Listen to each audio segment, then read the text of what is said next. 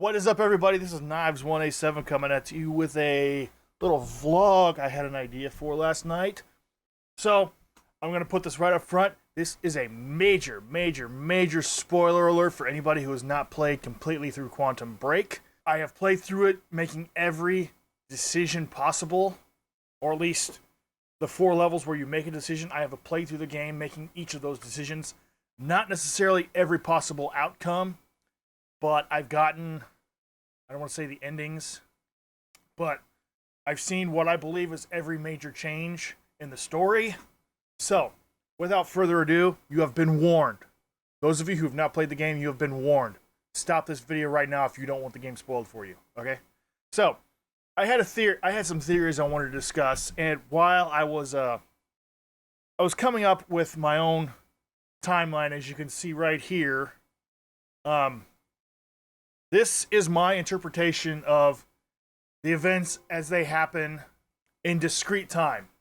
So, like, if there was a timeline, you would put the events as they happen on that timeline in that order, rather than how the game tells the story, which is 100% from Jack or Paul's point of view, and you go back and forth and shit like that. But I wrote this out yesterday I tried to keep it succinct but detailed enough to where someone could get the general idea of what's going on. I'm sure all this stuff, I haven't read everything I haven't read all the little secret stuff that's in there yet, but I have a general understanding of what happened and how it happened.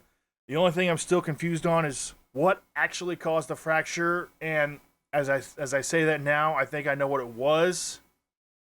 But the other thing is why Paul thought it couldn't be fixed.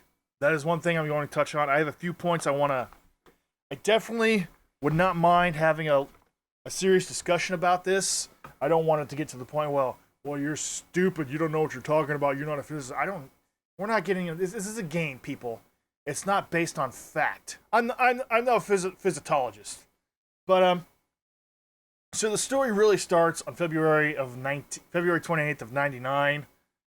And I'll go through this briefly, and if you guys want to read along with me, that's fine. February 28th, 1999, Will finishes his first time machine, or the first time machine, actually. This is coming from the video that you find right before you're about to go back with Beth and fix the stuff. So he theorizes travel to the past is possible beyond the point when the machine was initially activated, which means he can't go beyond the point where he finished building the machine. He can't go any further back than that. Location of travel is directly relevant to the location of the machine used, in essence, which is technically the core. There's only one core, but there's 2 different machines. I realized that after watching a few cutscenes. Yeah, there's 2 different cores, but like 3 different machines, roughly. There's the one that Will built. He moved it from the dry docks to the swimming pool. That was all his. And then Paul had 2. The one he built in 2016, and the one he developed after he went back through and stole his own core from himself. So there's technically 3 machines, but 2 cores. Traveling through one machine will take you to I should replace the word machine with core in this case. In fact, I'm going to do that right now.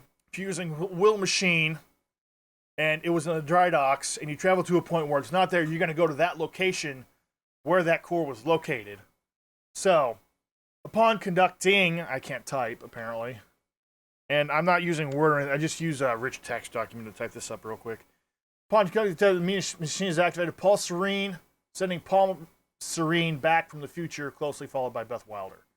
And they're coming back from what they believe is the end of time, which is where they actually went. And I have a theory on that later, but it's going to probably blow something else out of the water.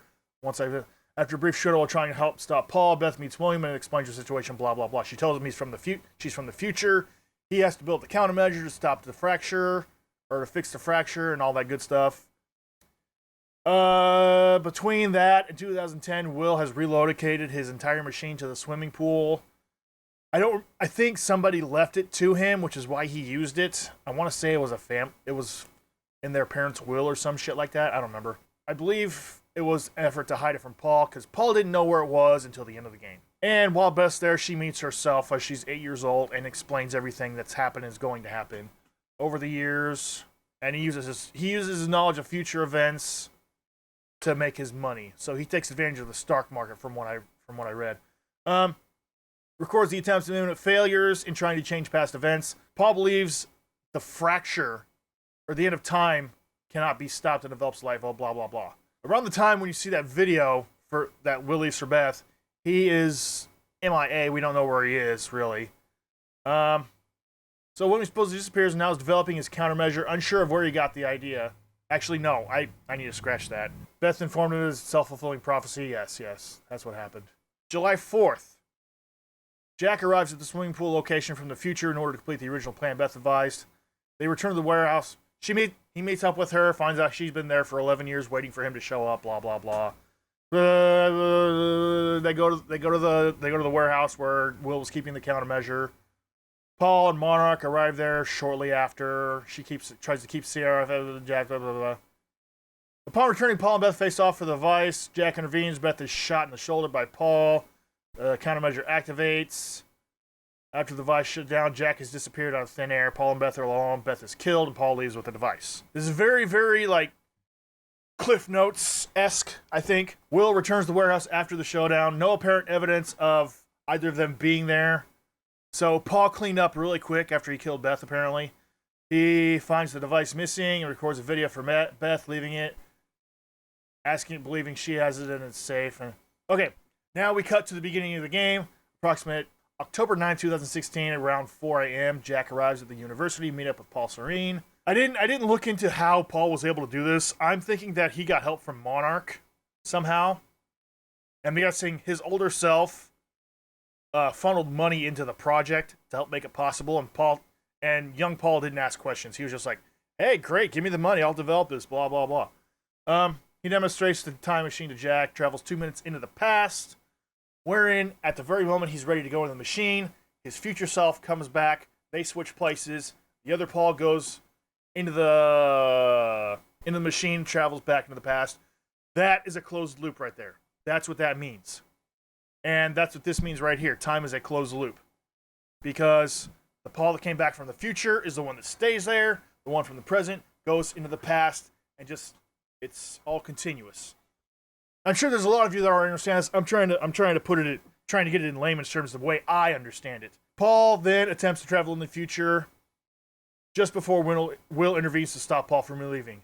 Now, as I was saying before, time fracture occurs at 4:15. Will was right in saying there. I mentioned in my second video playthrough there was a whiteboard with the equation for the stuff, and Will said it was wrong. They were missing some variables. He goes to correct it. That also is a time ripple, and supposedly that caused some other minor events to happen outside the game. I don't remember what it was, but I really want to go back and find out what happens if you don't get those time ripples, if anything. Because I think it's just outside interference that doesn't directly affect the game so much, I think. I'm not sure. But, okay. Time fracture occurs at 4:15. Paul's trapped inside, blah, blah, blah. They're exposed to chronon radiation, a blast of chronons, blah, blah, blah. They now have power to control time in some respect. And here's where it gets funky. Overlapping events. Those are the events where the way I describe it, events that happen simultaneously with more than one of a single character present. So in this case, it's Jack. Jack is essentially, that knowingly, is the only one that you know is there in two different places. Once young Paul goes through the machine, that's when old Paul technically shows up. Jack returns from the future just after the fracture occurs, retraces his steps to catch up to himself and Will. On his way, he discovers Monarch is there. Paul and Monarch are taking the core that he built. He finds out they're there to steal the core from himself, essentially. So, like, the italicized stuff is the stuff that happens at the end of the game, where you go back to a place you've already played. I mean, if that makes any sense to you. Jack finds Will frozen in time at the moment of the blast and is able to free him. So yeah, they're in the time machine lab place. Blah, blah, blah, blah, blah, blah. Paul instead continues to plan his plan to travel in the future. That is the real sketchy part because we don't really know what's actually happening. like I said, I have a theory that might blow some of the stuff out of the water, though. Will is captured by Monarch and taken to the university library. Through his own actions, future Jack sets in motion events he had already witnessed in his past, realizing that everything that has happened to him is a closed loop, so to speak.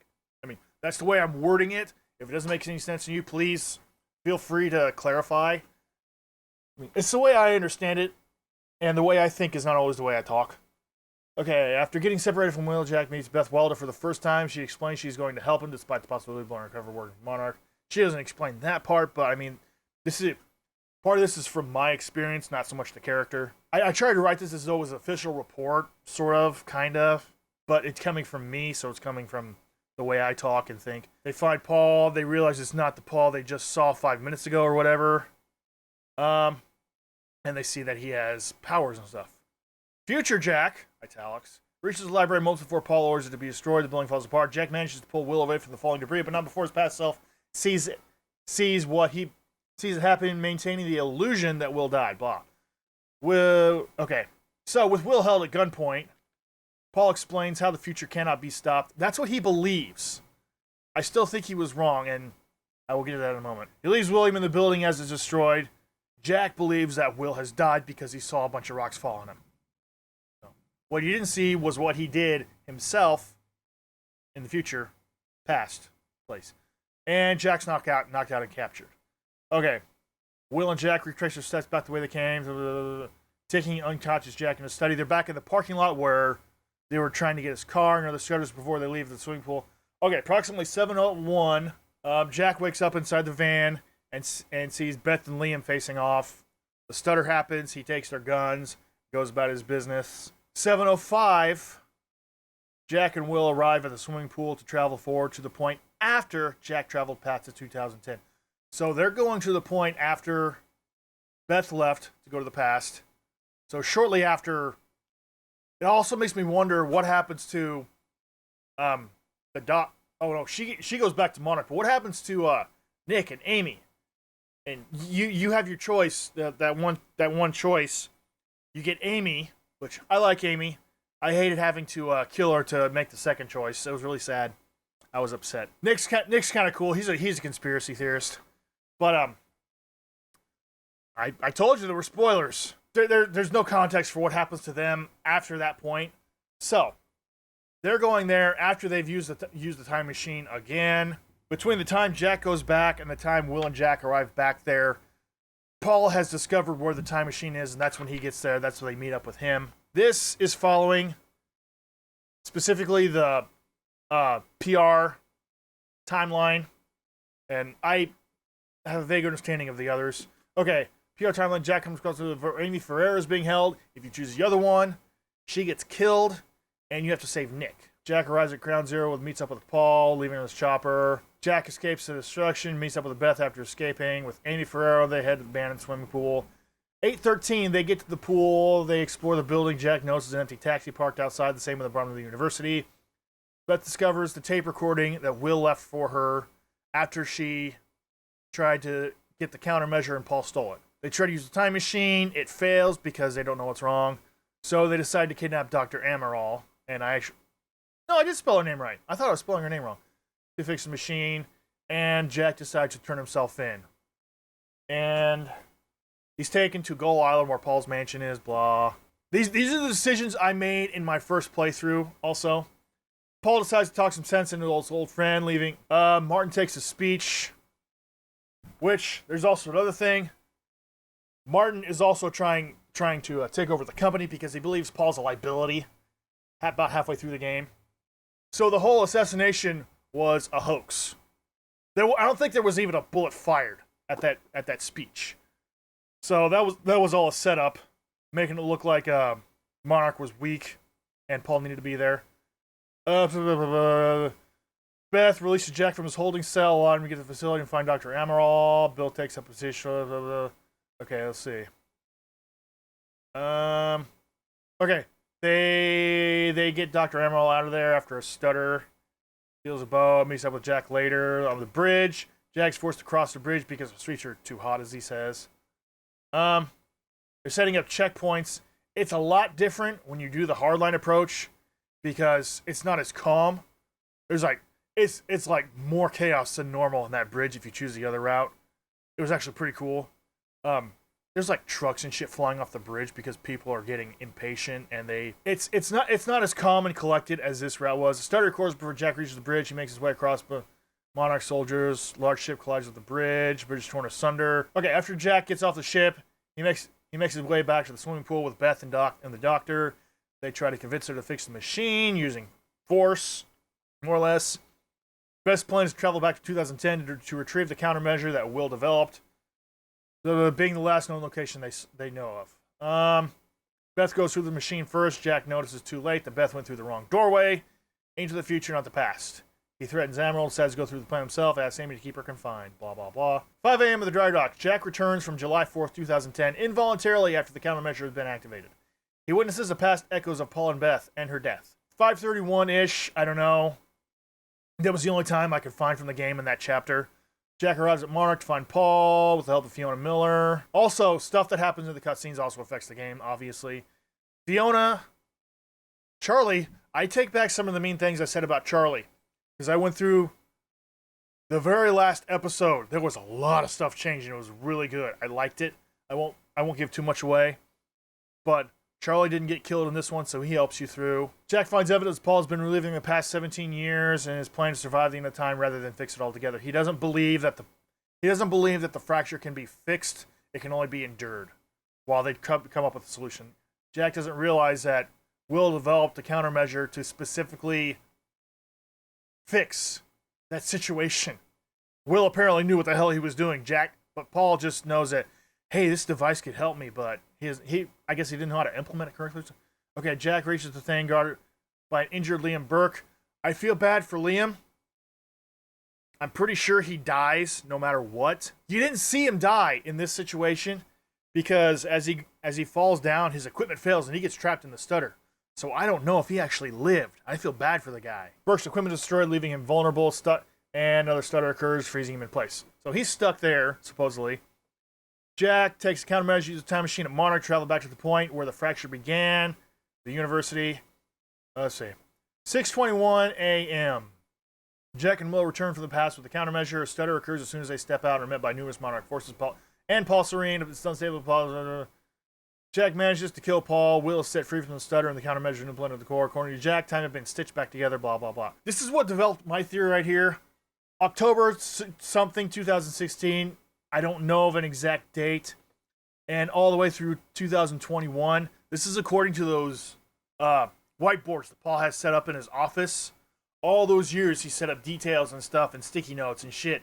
And there's like those last 3 or 4 whiteboards where it's got like the gray area where the stutters are really, really bad, and then there's the last one is the end of time. Paul escapes the university lab through the time machine by traveling into the future.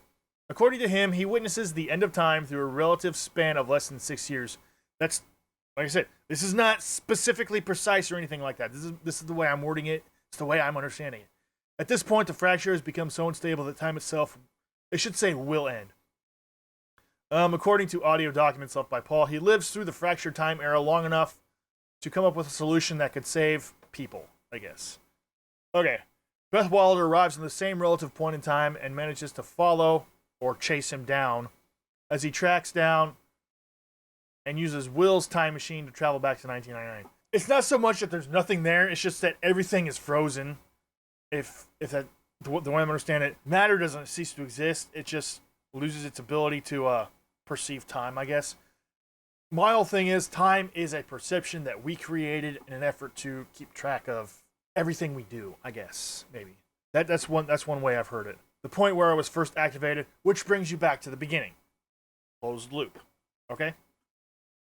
After the fracture, or post-fracture events, Jack is interviewed by Clarice Ogawa. That is the same woman, although it doesn't sound like it. She's the same woman that's interviewing Jack, but she's the same woman on the radio.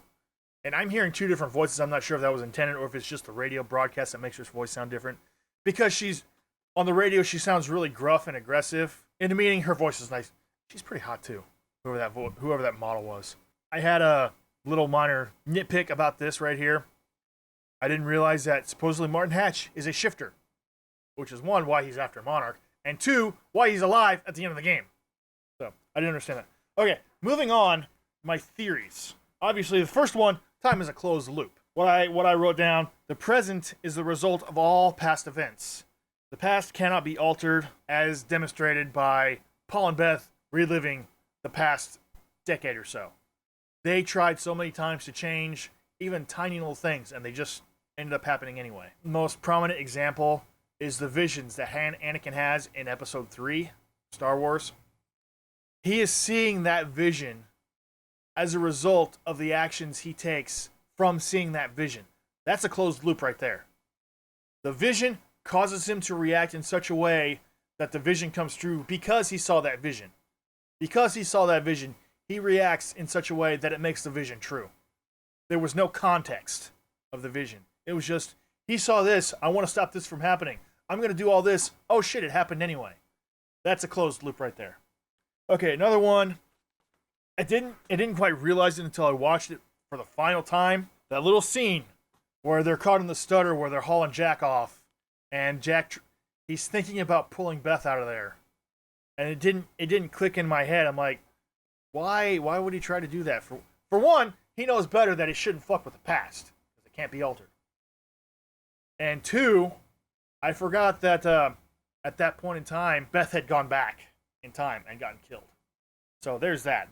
Beth still returns to the past to imminently be killed. She ceases to exist in Jack's timeline, I guess. I feel it's a matter of perspective when you're talking about certain things. Okay, third one, Martin Hatch and Clarice Ogawa. I think they're working together somehow. There were some nuances that I noticed. The very, very last cutscene. She kind of, when he started talking to Jack, she kind of gave him this look, like, she gave him this coy look as she walked away. Like, she knew what was going to happen. She was wanting to. Anyway, okay, this is my big thing right here. I thought about this, and it kind of blows some other stuff I've come up with out of the water.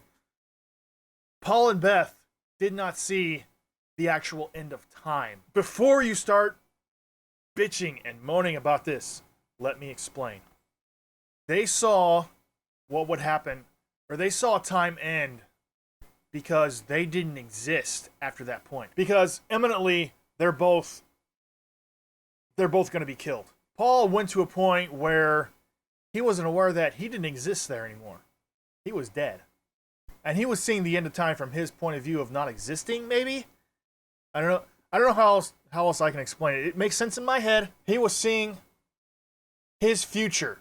His future didn't exist. So it was the end of time for him. It's a possibility. I don't think it's accurate. So the two of them, when they went to the future, they ceased to exist. They skipped over their lives to witness this. I mean, or they skipped over the end of their lives to witness this, I think. I don't know how else to explain it, but I hope it makes sense to somebody. Like, they're seeing the end of time from their perspective of not existing, I guess. I don't know if that makes sense. But this also contradicts that the future can be changed. The future, maybe... I'm trying to think of an example of how this... what I'm thinking of. Any of you have watched, like, the first five seasons or so of Red vs. Blue? The whole church going back in time and trying to fix things. It's kinda... it is confusing as all shit. But that's what comes to mind. Church is constantly trying to go back to fix the future. Not so much to fix the past. He's reliving the past in order to get back to the present so he can fix the future. Also, I just remembered, Will said that once they met up with him, Jack was like, let's get back to the time machine and fix it. And Will's like, no, we can't fix it from here because it wasn't meant to be fixed here. We have to go to the last point where you left in order to fix the future. I hope what I'm saying makes sense, because now that I'm talking about it, it sounds like gobbledygook to me. If you guys have any questions about what I came up with, feel free to say so.